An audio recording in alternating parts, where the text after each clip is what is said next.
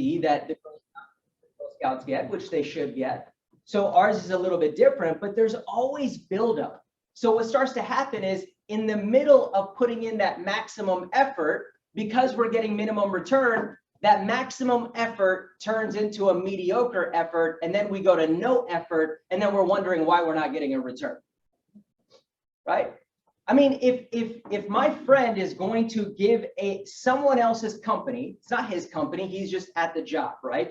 If he's going to give someone else's company 10 hours of focus a day for $12,000 a month, which is what 150 grand is, why would someone think that they can come here and make $12,000 a month working, 2-3 hours a week? It's nonsensical. It's nonsensical, right? You have to put in maximum effort, but there is delayed gratification. But here's the best part. Here's the thing. At least there's a means to an end. At least there's a means to an end. A lot of people aren't making 150. They're making 80. They're making 100, right? And they're putting it, and their jobs do make them work. So you are putting in a lot of effort, and you are getting a minimum return based on where your lifestyle needs to be, based on what your needs are, right? But the problem is there's no means to an end. You can get another job, it may be better, it may be worse. At a job, even though there's security, all of those things that you don't enjoy about the job, right? Those things, there's no means to an end. A lot of times people think, oh, well, I'll get a different job. And like him, right? He's like, in order to change my situation, because he just got married and he wants to buy a new house, he's like, I got to make more money. So he went and he's like, the solution is for me to get a better job. But guess what? The new job still comes with boss. It still comes with coworkers. It still comes with issues. It still comes with drama, right? So job isn't really the answer. We need something different. So what happens is when you are in your own business, and especially in Primerica, it flips. You go from maximum effort, minimum return to eventually minimum effort, maximum return. That's the means to an end. So although I'm getting, in the beginning, I feel like I'm underpaid, I can eventually get to a point to where I am overpaid, right?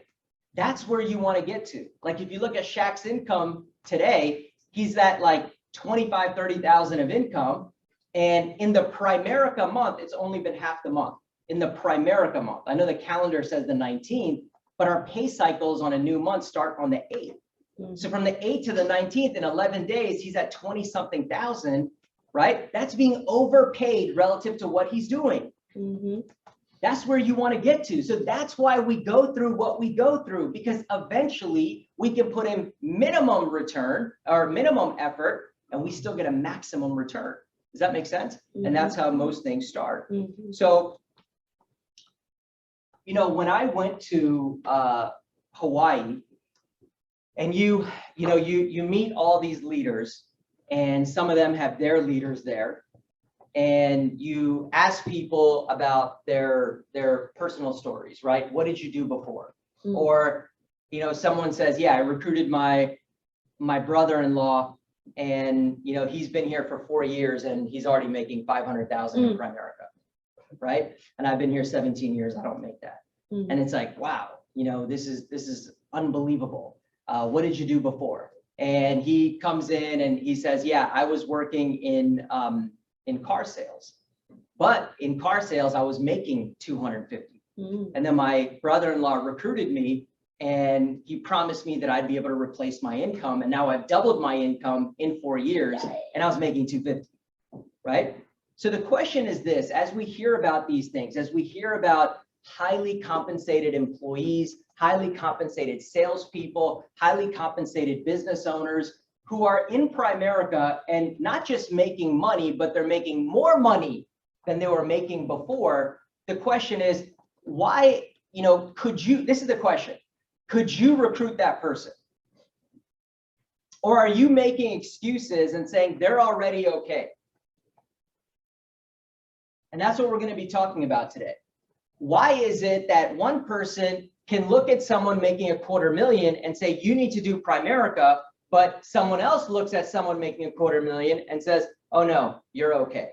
And if you look at the picture that I want to bring up, this is an age-old example of why these things exist, why some people can influence others and other people can't. And this is one of the first self-improvement concepts that I learned in Primerica. It's called the law of the lid. And I just got this off Google, but this image, but it's in this book called The 21 Irrefutable Laws of Leadership. And everybody should read this book. It's like one of the first books that I was told to read. And so what happens is when you have success without leadership, there's only so much effectiveness that you can have. So Lelix can come into the business and she can recruit nobody, have no team, have no licensed agents, right? It's just her. But you know what? As an individual, she's increasing her effectiveness by what? She's reading. She's improving her people skills. She's improving her sales skills. She's improving her activity. She's improving her follow-up. She's improving her ability to get referrals. She's doing all of these things. So before she would sit in front of a client, she wouldn't know what she's doing. Now she's a master at collecting information and at closing the client and getting the client to move over and getting them to keep the policies. Then she gets a securities license and she learns all about that. What's happening is she is becoming, that one person is becoming more effective. And yes, she's an 8 or a 9 in terms of talent, which is very highly effective. But you can see that this box is very small because she's only one person that's getting better. Now, what happens is when she increases her leadership skills, that's influencing other people, getting them to change their behavior, getting them to change their habits, getting them to come to meetings, getting them to quit their jobs, getting them to grow, getting them competent, right? And managing a team and managing a team's production, look what happens, right? Although she's good, she's gotten other people to get good, and her effectiveness has essentially compounded because she's learning leadership skills. That's another thing that Primerica teaches. That's the difference between if you go work for another company that does financial services, right? That happens. People come in and they're like, oh, I'm not here for the team building. I want to do sales. And, you know, they don't really care what products a different company sells. They'll sell whole life, whatever. You know, people, they come for the money, they leave for the money, right? I said that last week. If you come for the money, you can leave for the money. So maybe someone else gives them a higher contract, they go there. But what they're missing out on is that this is the only opportunity they have.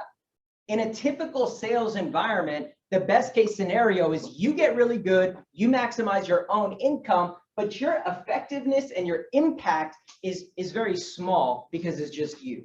But in Primerica, we have the opportunity to increase our leadership skills and we can have a bigger impact, right? We can have a bigger effect, which creates what? A bigger income.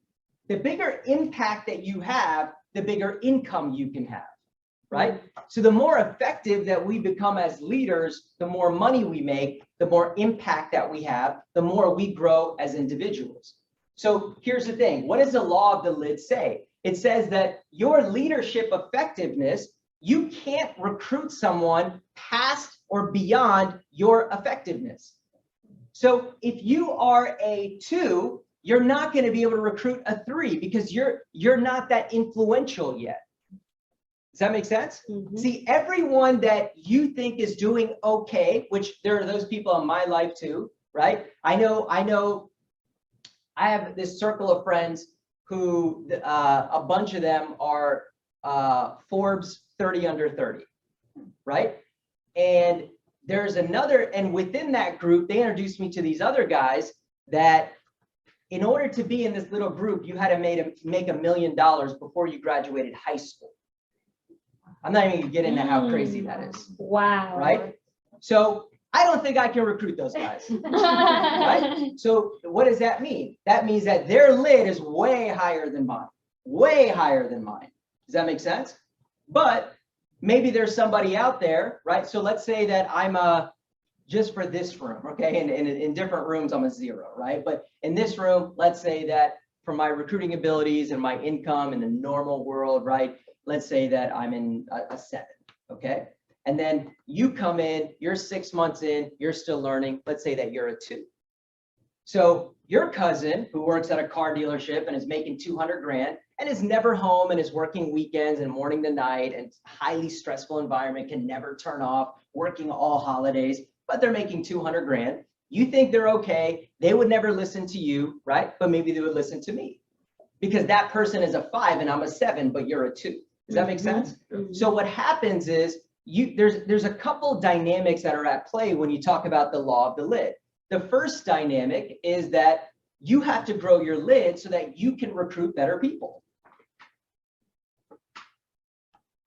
Everybody, if you go prospect and you recruit, who I used to be, which is the bank teller making $12 an hour, that's not hard. Anybody can do that, right? Because I was so desperate just to put gas in my tank. Anything anyone said to me, Shaq jokes about all the time, I was very gullible and I was willing to try anything to get out of my situation. Yeah. And yes, if I, finished pharmacy school, I would have made 100, but in the time being, I was very desperate for money. And my parents didn't give me any money, right? And so you have to grow you have to raise your lid so that your influence can increase. And that way you can recruit better quality people, higher quality people. Why is that important? Because what's the simplest answer to this? Why is Sheila able to come into Primerica and immediately go to 50 grand and now close to getting to 100 grand and she's only been full-time for a couple months? What's the simplest answer to that?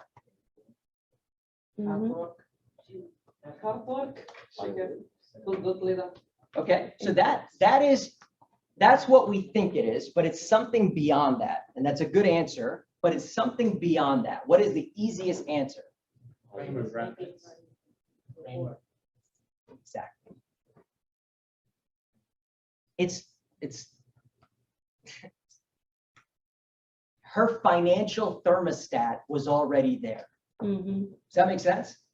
Like, you don't think that if I tried something different, like people do real estate, these are typical sales jobs, right? You go into real estate, even financial advisory work, that's a typical sales job. So insurance, investments, lending. If I went to these other companies, do you guys have any doubt, if you really know me, that I wouldn't be able to go make $250,000, $300,000 over there? Now, it'd be a lot harder to do it because it would take a lot more effort and I'd have to build up again, but I know that I can do it. I wouldn't go somewhere and make just 50.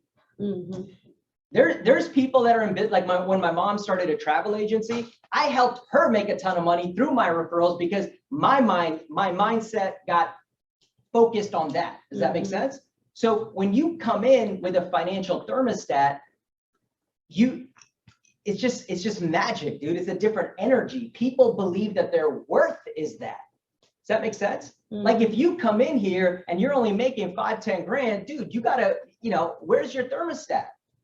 When she came in, she said, I am worth 120 grand a year. So I'm going to make that in nursing or I'm going to make it in Primerica. And everything came together for her in order for her to do that. So some guy coming in making 250,000, they're not coming here and going to make $500 a month. They believe they're worth more than that. Does that make sense? Yeah.